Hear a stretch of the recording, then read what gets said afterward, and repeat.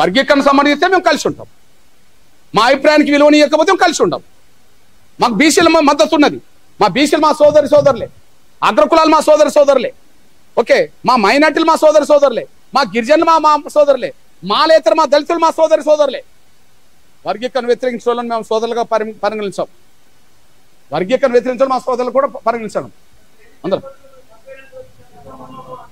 అరే నేనంటే చంపేయడం అంటే వర్గీకరణ రద్దు చేయించడం అని అర్థం. ఇక్కడ ఏది అక్కడనో ప్రేమిస్తే పెళ్లి చేసుకోకపోతే చంపేస్తాను కదా, ఇక్కడనో రద్దు చేస్తామంటాను అంతే.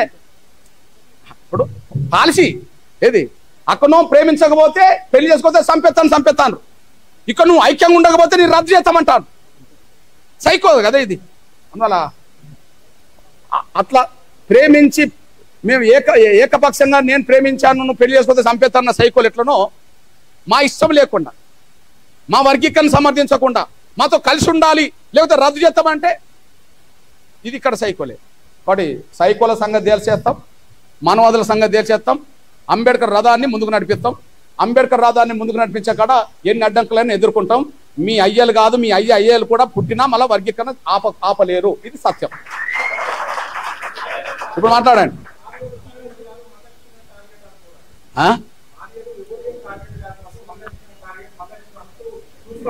అరే ఆనాడు సామాజిక న్యాయాన్ని ముందుకు నడిపించే పోవడంలో అంబేద్కర్నే టార్గెట్ అన్నారు చాలా మంది అగ్రకులాలు. అంబేద్కరే విజయం సాధించారు, ఓకే కదా. 100 ఏళ్ల క్రితం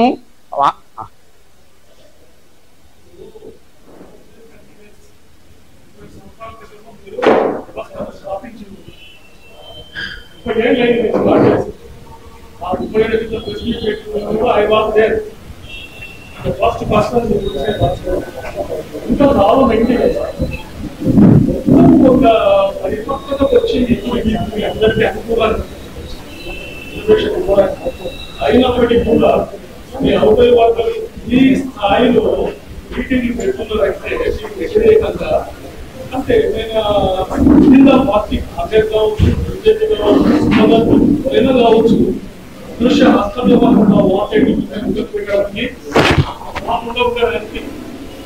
నేనంటే ఇప్పుడు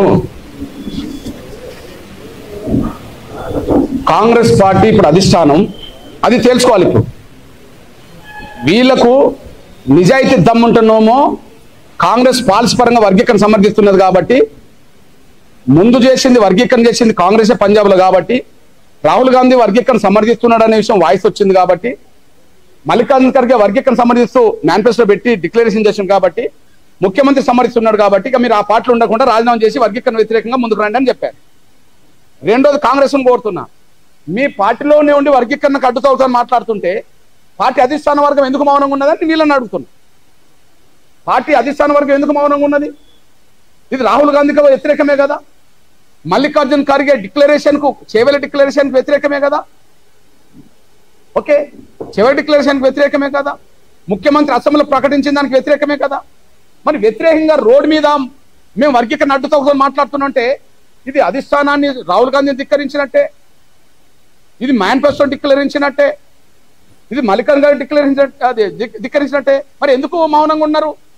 కాబట్టి కాంగ్రెస్ అధిష్టాన వర్గం నుంచి మొదలుకుంటే ముఖ్యమంత్రి వరకు మౌనం వీడి వాళ్ళ పట్ల చర్యలు తీసుకుంటారా, ఇట్లనే అడ్డు తగలడాన్ని ఇంకా మీరు మౌనంగా చూస్తూ ఊరుకుంటారా?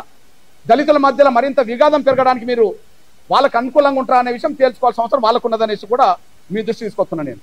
ఇకపోతే ఇంకొక విషయం, ప్రెస్ మీట్లో ప్రైవేట్ రంగంలో రిజర్వేషన్ గురించి మాట్లాడాను.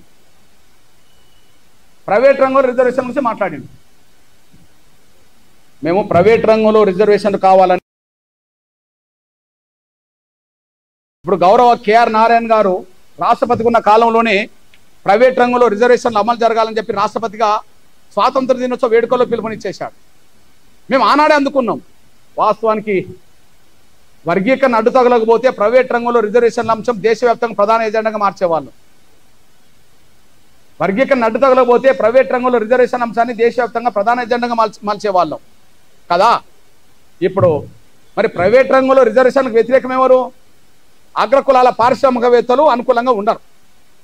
అగ్రకులాల్లో పారిశ్రామికవేత్తలు అనుకూలంగా ఉండరు. కానీ దళితుల్లో ఎదిగిన పారిశ్రామికవేత్తలు ఉన్నారు కదా అగ్రకులాలకు ధీటుగా.